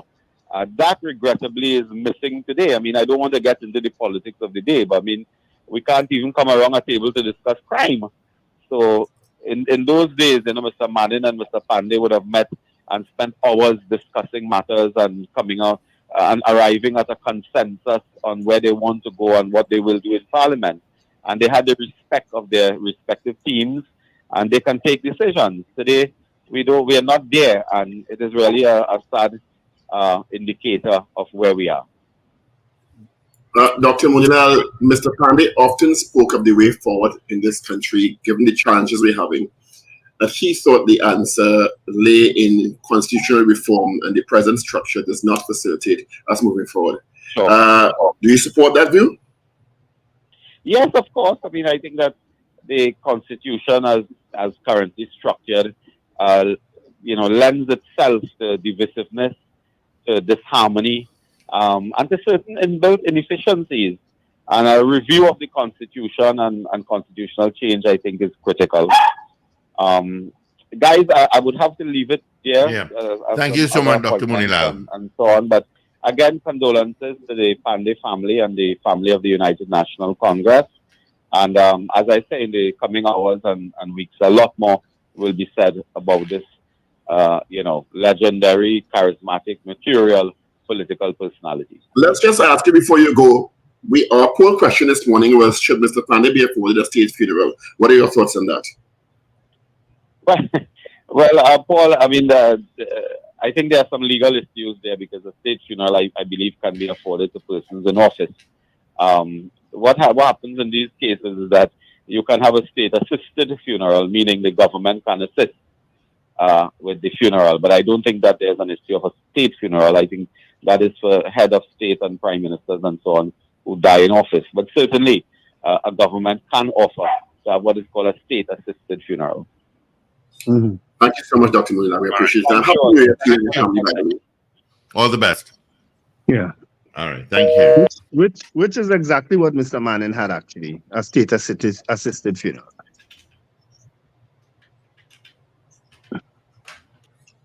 It'd be interesting to see how it rolls out. I'm sure it's something you consider. But he's right. You can't have a state funeral if you're not in office. You can have a state-assisted funeral.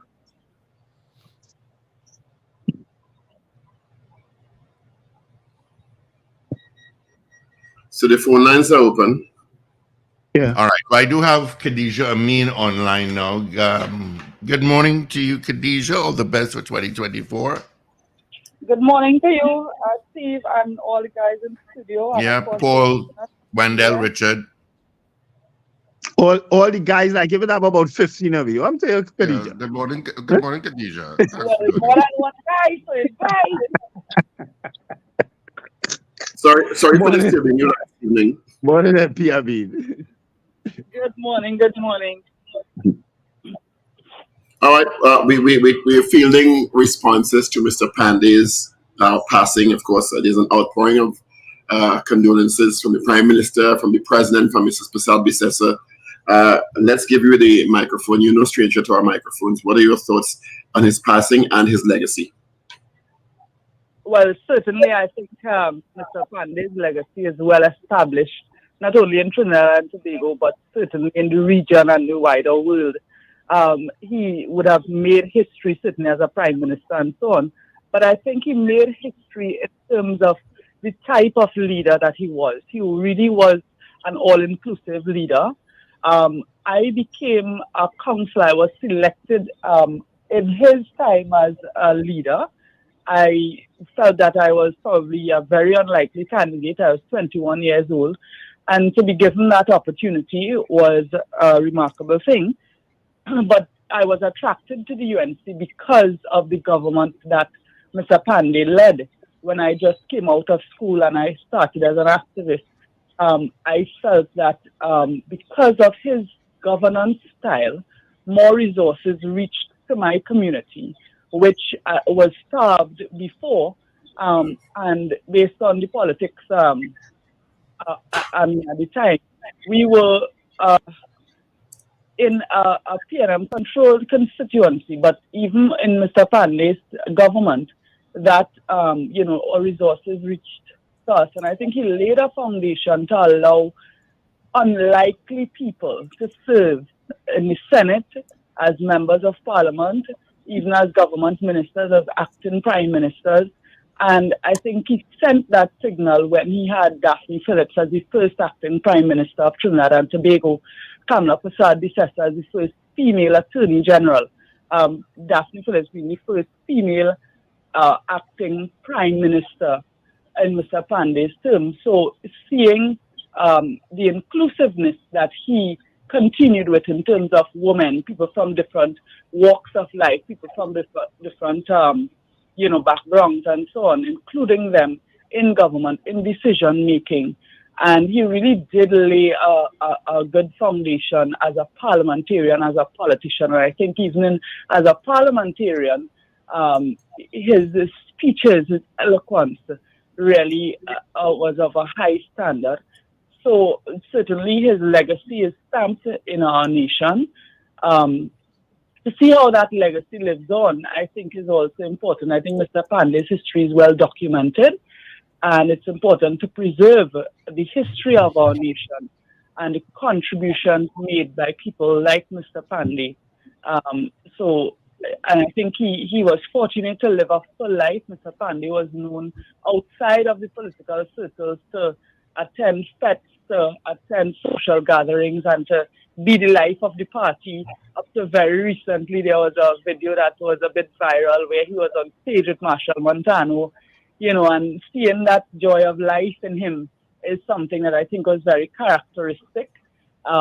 So certainly after politics, he continued to live that very social life and so on. And I think we must be grateful to his family for sharing him with Trinidad and Tobago, because it's a tremendous sacrifice for a family. And even in death, as they say goodbye, they will have to share him with the nation and thousands of mourners. So I do extend my condolences to his family, his wife, his daughters, his grandchildren, and those who lived closely with him.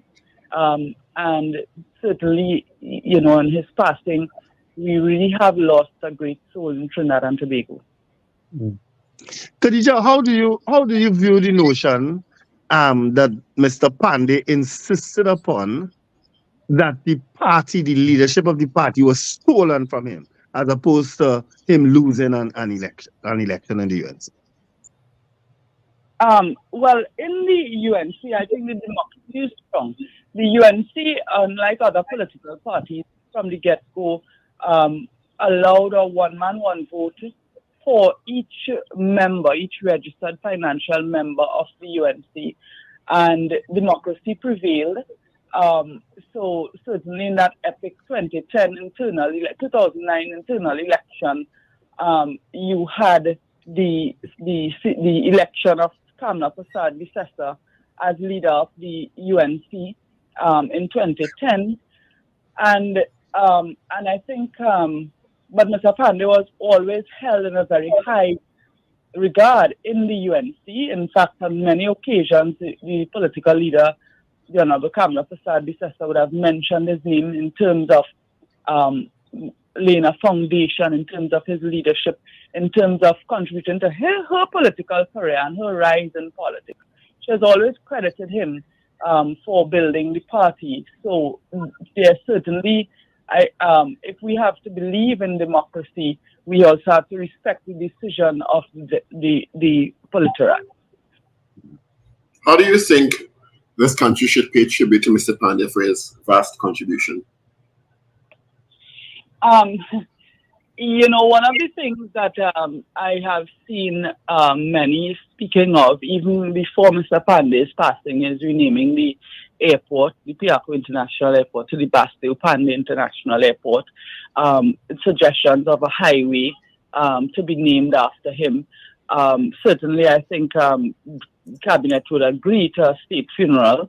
There are legal requirements, but Cabinet also has some input in terms of deciding on a state funeral.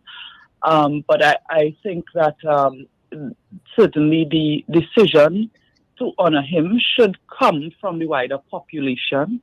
It should not be a select group of persons. It should also be done in accordance with the wishes of the family. Certainly they should be consulted if any monument, any highway, any anything is to be named after Mr. Panday, I certainly believe that the family should be involved in that decision. So yes, I do agree that we should have something to pay tribute to him in that way. And really, this should have been done during his lifetime. He lived a full life. I understand he was 90 years old at the time of his passing. And we often make the mistake of waiting for our leaders to die and our athletes and entertainers to die before we consider how we can honor them in this way. And that is something I would like to see changed, that during a person's lifetime, we could give them the honor of at least being present or cutting that ribbon to rename something or to name something after them. All right. Well, thank you so much, Thank you for allowing me to share my thoughts with you this morning. Have a blessed day. All right. Happy birthday to you. All the best to you and your family. Thanks, Paul. All right. All the best. And who we can call from Tobago to talk about Coach Ray Charles. We don't want to leave him out because he also made a significant contribution to not only Tobago but Trinidad. Our regular person, the attorney. Why is his name not coming to me? Who, Martin George? Yeah, Martin George. It's George. I getting George, but I wasn't getting any Martin, you know. Martin George. Because you haven't been hearing much about Hotel Charles. Yeah, I do have Dr. Tim Gopi Singh online. Good morning to you, Doctor. Good morning, Stephen. Good morning to you. Good morning. Welcome to the Power Breakfast Show. Paul, Wendell, Richard is on. Morning, Dr. Tim. Morning, Wendell. Morning. Hi. Well, first of all, condolences. You work with Mr. Panday closely. Your families and all the listeners from your station. Yeah. Happy New Year to you, Dr. Gopi Singh. Yeah, same to you all. Reciprocations. Yeah. Yes, Paul. Dr. Gopi Singh, you would have worked with Mr. Panday in his government and in many different ways. First of all, your response to news of his passing yesterday. Very saddened on the occasion of his passing because, you know, we I've been alongside Mr. Panday for over 30 plus years. So he was my political guru.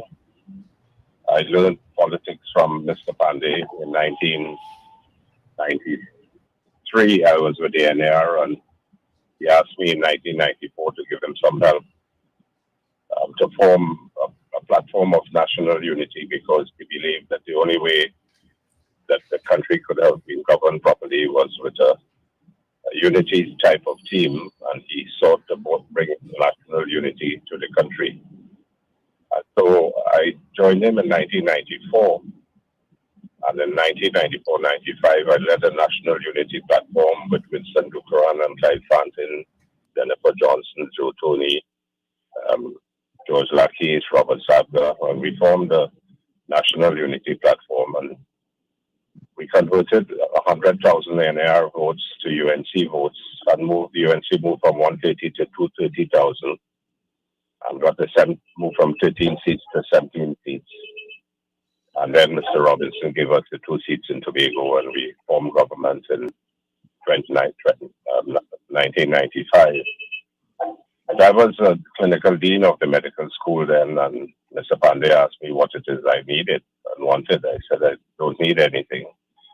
Similarly, Clyde Pantin, who was head of field, said he needed nothing. Winston Ducaran said he will help him in the office of the Prime Minister, and so on. So my journey with Mr. Panday continued in 1997. He asked me to be chairman of 2 of the 4 regional health authorities in Trinidad, deputy chairman of the National Advisory Committee on Education. He appointed me as temporary senator, made me Minister of Integrated Planning and Development in the absence of John Humphrey. Then he asked me to sit in the Senate in 2000, 2001.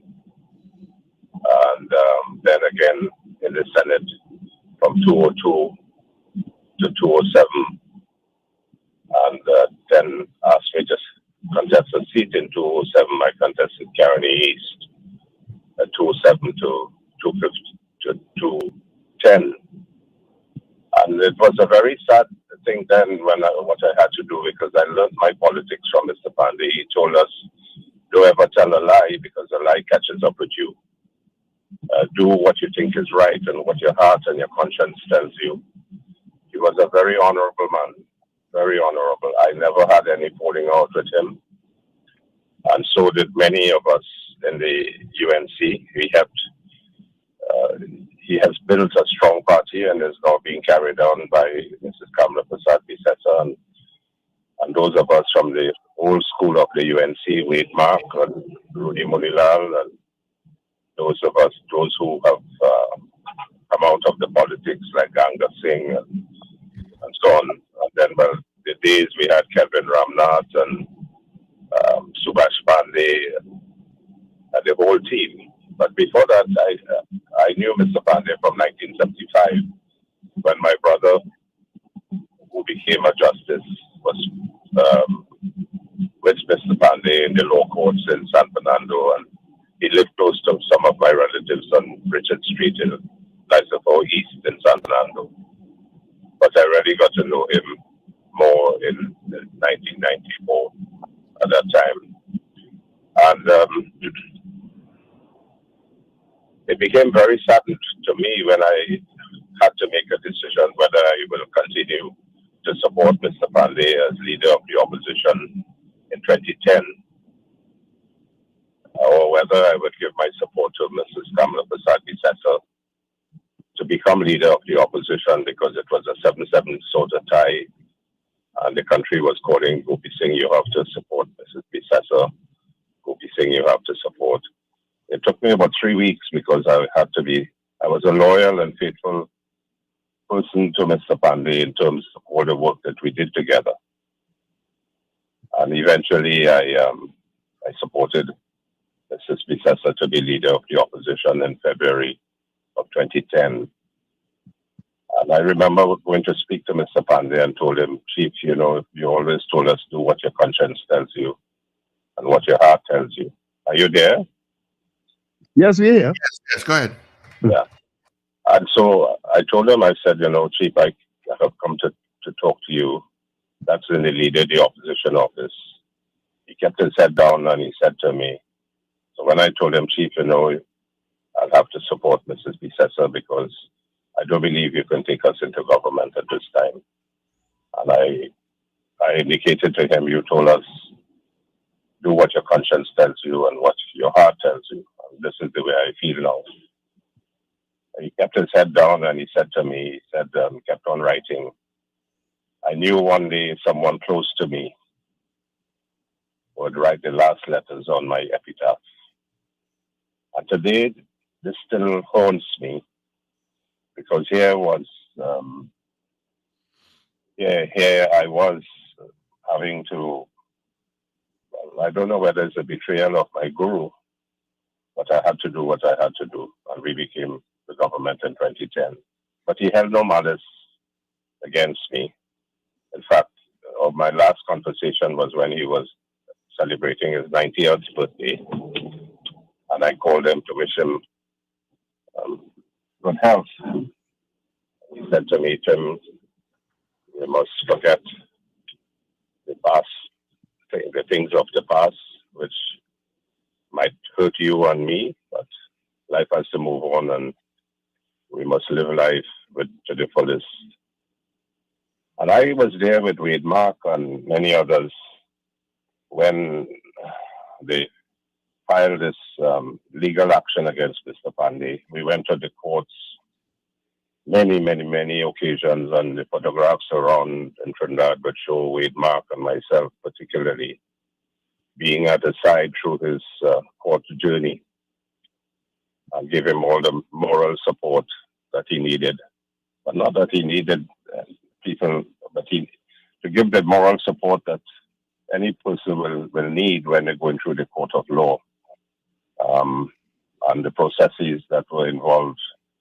I was his bailer on 2 occasions, and I had to be there in court because I think the process is if Mr. Panday does not appear in court, the bailer has to give an account and so on. So I was with him all the way, and then I remember when they arrested him on the Friday evening, trumped up charges and going through the process, and for years this thing hanging on over his head.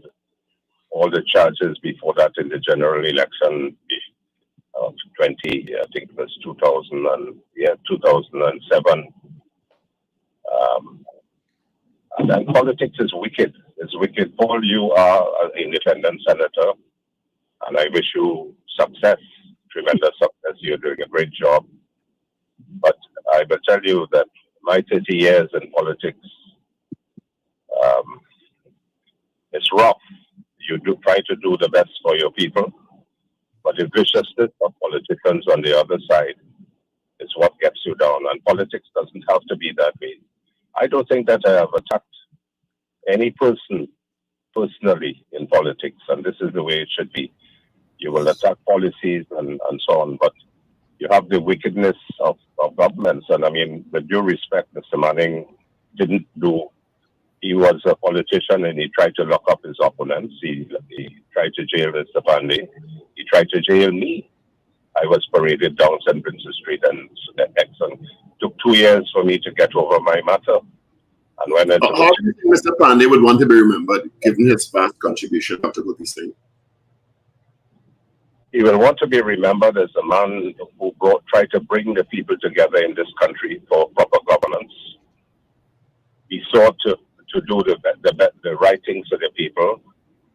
And one of the most important events in his life was as a trade unionist and his work in the sugarcane industry, where he brought dignity to the sugarcane workers and by getting better wages for them and for improving their lives so that they could have gotten a salary for the entire year. Previously, they will get salaries for only the time they work in the sugarcane thing for about 4 or 5 months.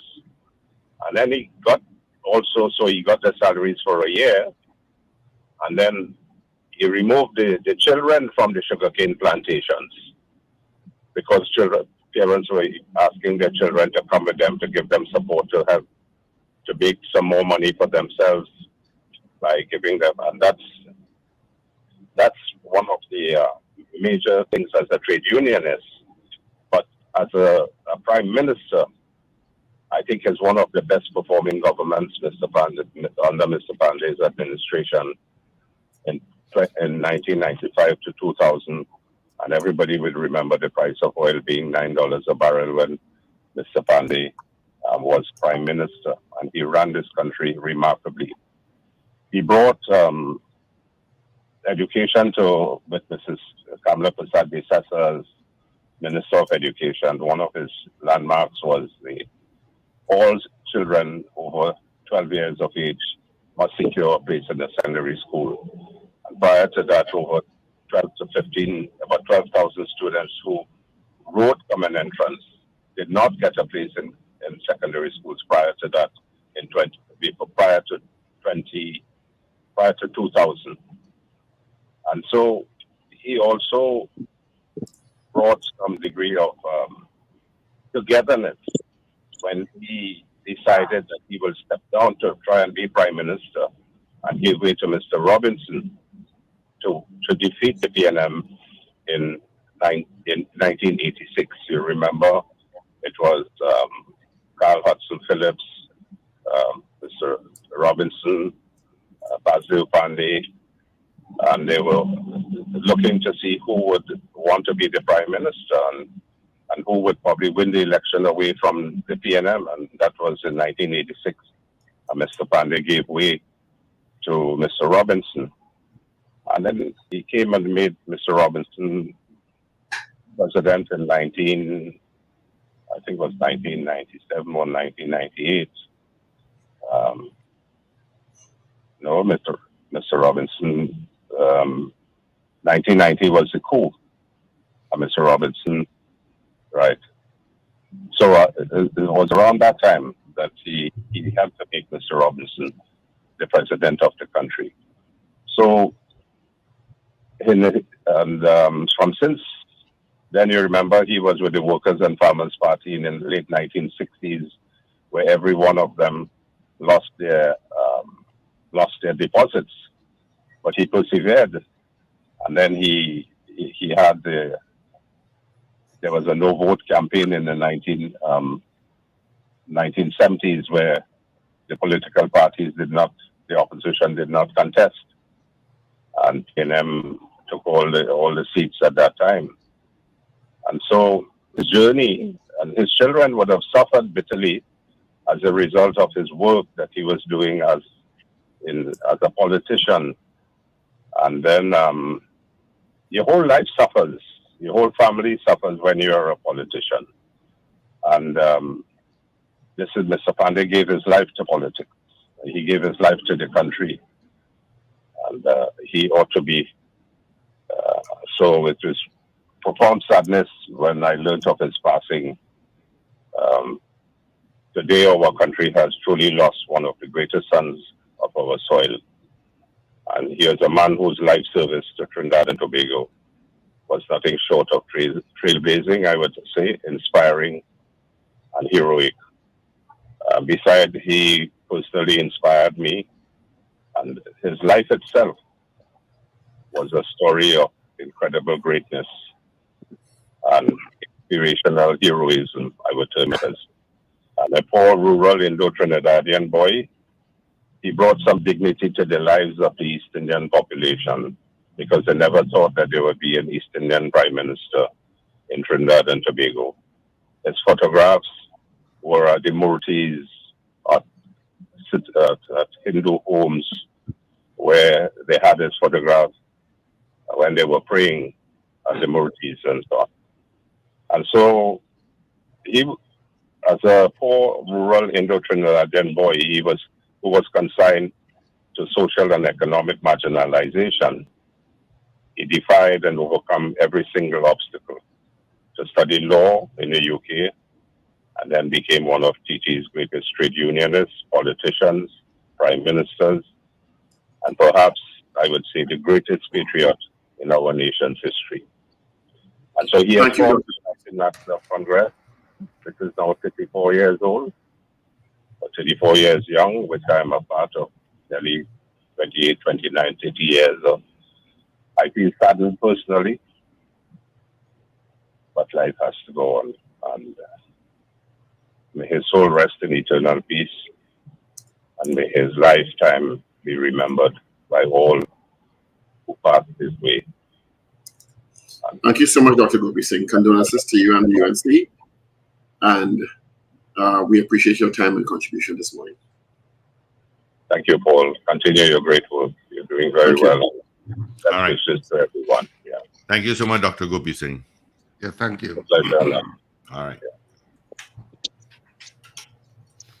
Right. You all have a wonderful day. Happy New Year, everyone. Please be safe. And all the best for health, happiness, safety, and prosperity in 2024 and beyond. All right, Katie. Folks, have a wonderful day. Remember to let go and let God. Hopefully, I'll be in a better condition to appear before you all tomorrow. Please God. Yes, have a fantastic day, whatever you do. And of course, I know it's the first working day of the year for a lot of people. And of course, the first day of school, even though I think school should have started next week. But have a fantastic day, whatever you do. Remember to smile and laugh. It's great for your health. And, be positive about 2024 as we move into a new year. And may it bring you all that you wish for. Have a great one. All right, gentlemen, thank you so much. Of course, we'll chat with you guys come tomorrow morning, wait till Wednesday, the 3rd day of January. Of course, our guest tomorrow, we're going to kick right into it, would be Mr. Brian Manning, and we will chat about property tax. All right. All right, so let's get into our news brief. Of course, Paul is filling in for Avril, who's under the weather. Get well soon, AV. All right, so let's get into our news brief with Paul Richards. This is your news bulletin from Power 102 Digital. It is Tuesday, the 2nd day of January 2024. Good morning, Trinidad and Tobago. These are headlines making news to the hour. Former Prime Minister Basdeo Panday has died at the age of 90 years old. Confirmation of this from his daughter Makila, who posted to her Facebook page yesterday. With deep sorrow, we would like to share that our loving husband, Father Basdeo Panday, passed away on the 1st of January 2024, surrounded by his family. Tributes were bestowed by Prime Minister Dr. Keith Rowley, Leader of the Opposition, Kamala Prasad Bisesa, and Her Excellency President Christine Kangaloo. Trinidad and Tobago recorded 576 murders in 2023, this down from 605 in 2022. The update in the New York Metropolitan Police Commissioner Earl Haywood Christopher of a 5% decline in murder between both years. She promised the TTPS would not become complacent with the limited progress and promised to keep and develop more innovative strategies in 2024. Meantime, 2 murders already recorded for 2024, one in Tobago and one in Belmont, and police are investigating a shooting incident in Woodbrook in the early hours of Tuesday morning. Motorists are being urged to refrain from using the North Coast Road, the Ministry of Works and Transport in a news release yesterday evening said. An initial assessment by the Ministry Highway Division has determined the area still poses a significant threat to the safety of the traveling public. In light of this, motorists and residents are strongly advised to avoid using the area if possible until a comprehensive evaluation is conducted. Funeral for the late Antiguan soca star Ricardo Drew will be held on January 9th in his home country, Antigua. Drew died on December 11th, plummeting the soca world into mourning. He was the fiancé of TNT soca star Patrice Roberts. His mother, Nicola Barrett, posted the funeral will be held in Antigua on the 9th of January. Overseas, the number of people killed in a powerful earthquake in Japan that has caused homes to collapse and triggered tsunami warnings now stands at 48. Japan's Prime Minister Fumio Kishida says the quake caused numerous casualties and they face a race against time to rescue survivors. Around 1,000 rescuers are searching for people whom they think are trapped beneath rubble. And finally, 5 people aboard a Japanese Coast Guard plane died after the aircraft collided with a passenger plane at a Tokyo airport. The Coast Guard plane was used to deliver aid to rescue earthquake-hit areas. All 379 people on board the burning Japan Airways plane were evacuated. Dramatic footage showed passengers fleeing the burning Japan Airlines plane on inflatable slides and running across the tarmac. Fire up through the Japan Airlines Flight 516, which had taken off from Hokkaido in northern Japan almost 2 hours earlier. And those are headlines making news across the globe to 8 a.m. We'll have major news coming up at 12 noon. Up to date and